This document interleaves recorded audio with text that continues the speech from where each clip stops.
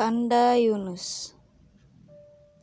Dalam Matius 12 ayat 40, sebab seperti Yunus tinggal di dalam perut ikan 3 hari 3 malam, demikian juga Anak Manusia akan tinggal di dalam rahim bumi 3 hari 3 malam.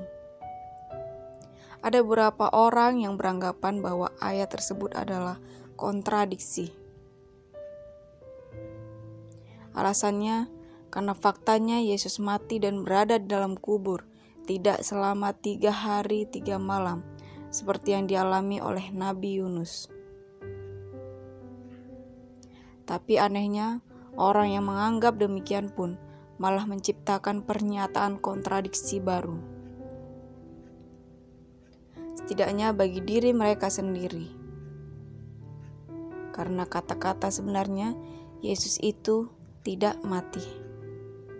Sebab Nabi Yunus pun tidak mati. Buktinya ketika Nabi Yunus berada di dalam perut ikan, dia bisa berdoa kepada Tuhan. Aneh sekali bukan? Di satu sisi mengatakan bahwa Yesus itu di dalam kubur tidak selama 3 hari 3 malam. Namun di sisi lain juga mempercayai bahwa Yesus itu sebenarnya tidak mati, karena Nabi Yunus pun tidak mati ketika berada di dalam perut ikan.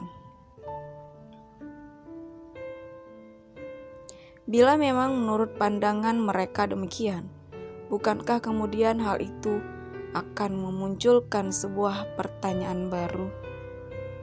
Yaitu bila memang Yesus sungguh tidak mati, lalu mengapa pula dari Yusuf dan dari Matea dan Nikodemus harus berusaha payah menguburkan Yesus ketika hampir menjelang hari Sabat atau Sabtu? Lagi pula selain di ayat tersebut yang mengatakan bahwa Yesus itu mati, di Alkitab masih banyak ayat lainnya yang membuktikan bahwa Yesus itu memang benar-benar pernah mati, namun bangkit kembali. Sungguh memiliki sebuah pemahaman yang sungguh aneh bukan? Tapi di channel ini tidak ada yang aneh-aneh.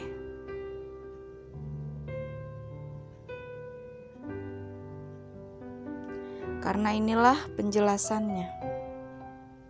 Menurut Alkitab dan bagi orang Yahudi, penghitungan pergantian 1 hari ke hari berikutnya itu adalah dimulai ketika matahari terbenam atau kira-kira pukul 6 sore.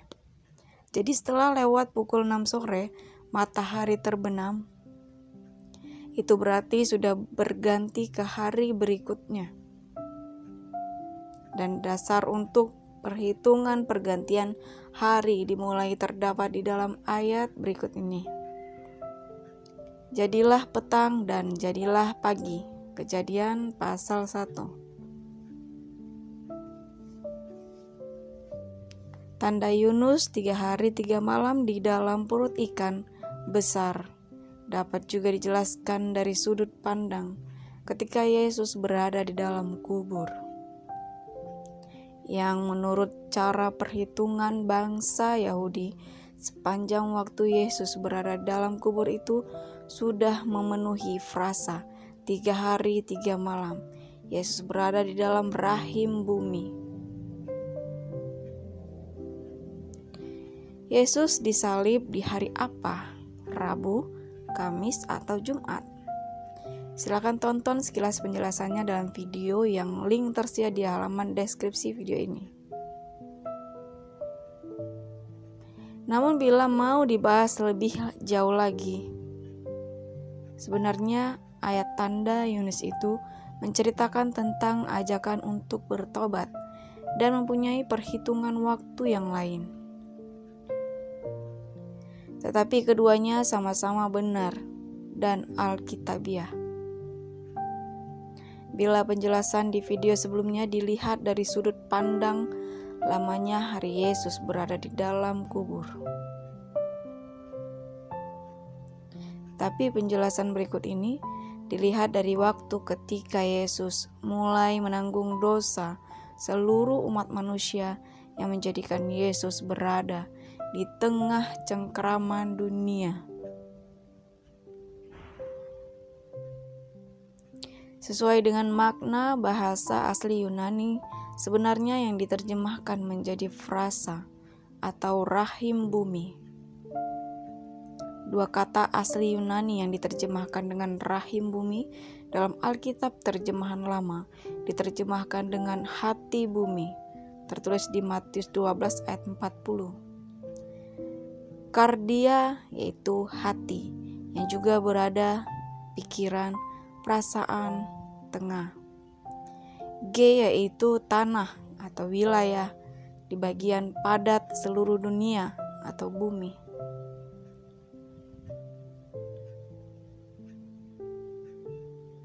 Jadi frase atau rahim bumi dapat dengan mudah diterjemahkan jadi tengah-tengah dunia atau dalam cengkeraman dunia. Ayat lain yang dapat menguatkan makna atau maksud dari bunyi ayat di Matius 12 ayat 40 tersebut terdapat di Keluaran 20 ayat 4.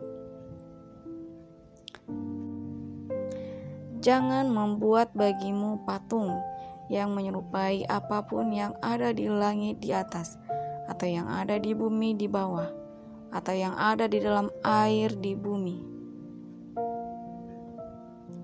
Melalui ayat tersebut, maka kita dapat dengan mudah memahami bahwa di bumi di bawah maksudnya adalah bukan berarti di dalam kubur,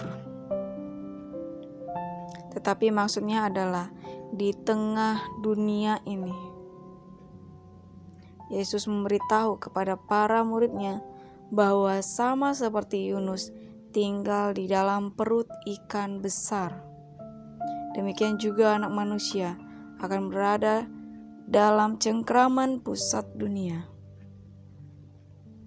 Setelah dibaptis, lalu Yesus memulai kehidupannya untuk pelayanan kepada umat manusia.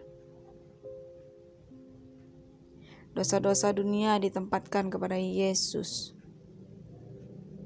Itu bukanlah terjadi ketika Yesus mati disalib dan ditempatkan di dalam kubur. Tetapi Yesus mati disalib dan di dalam kubur. Itu adalah menandakan bahwa penderitaan Yesus sebagai manusia yang hidup itu telah berakhir. Simak baik-baik. Sama seperti hukum Ibrani dalam upacara korban, dosa-dosa para umat itu akan ditempatkan kepada domba Paskah, dan itu terjadi sebelum domba tersebut disembelih. Dan lambang itu digenapi oleh Yesus pada Kamis malam atau sudah memasuki hari Jumat, menurut perhitungan bangsa Yahudi. Di mana pada malam itu setelah makan perjamuan Paskah Yahudi, lalu Yesus mengadakan perjamuan malam terakhir bersama para muridnya dengan makan roti tak beragi dan minum air anggur. dalam perjamuan yang melambangkan tubuh dan darahnya itu, Yesus mematraikan perjanjian barunya untuk menjadi anak domba yang menghapus dosa-dosa dunia. Jadi setelah upacara perjamuan kudus malam itu, maka Yesus sudah mulai menanggung kesalahan dan dosa-dosa manusia. Selesai mengadakan perjamuan Paskah dan perjamuan kudus, kemudian Yesus berdoa di Taman Getsemani. Di sana Yesus berdoa lalu mematraikan penyerahannya serta memenuhi takdirnya sebagai penanggung dosa seluruh umat manusia. Dalam Lukas 22 ayat 42, dia berkata, "Ya Bapakku, jikalau Engkau mau, ambillah cawan ini daripadaku, tetapi bukanlah kehendakku, melainkan kehendak-Mu lah yang terjadi." Maka sejak saat itu, Yesus adalah menjadi tawanan setan.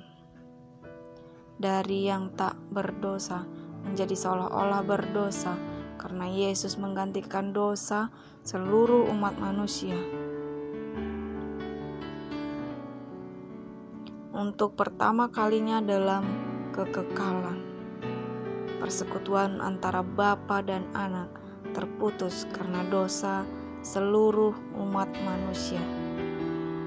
Yesus berada di dalam rahim bumi, atau di lubuk hati bumi, atau di tengah dunia, atau di kedalaman dunia yang gelap seperti kegelapan yang pernah dirasakan oleh Yunus ketika berada di dalam perut ikan besar.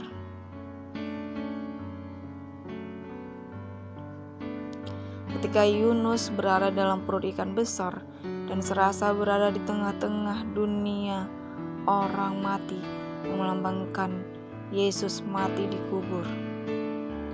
Tentunya tubuh Yunus pun pastinya akan turut terguncang dan menderita seirama dengan gerakan ikan besar itu yang berenang turun naik di lautan yang luas. Dan frasa 3 hari 3 malam yang dialami oleh Yunus menurut cara perhitungan waktu bangsa Yahudi tentunya bukan berarti selama waktu 72 jam penuh.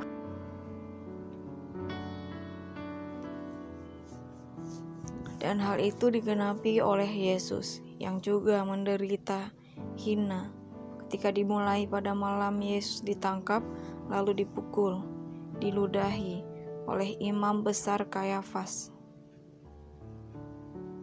hingga dilanjutkan pada hari Jumat siang ketika Yesus kembali dihina dan dianiaya serta masuk ke pengadilan lalu mati disalibkan di Golgota dan ditempatkan di dalam kubur hingga hari Minggu subuh.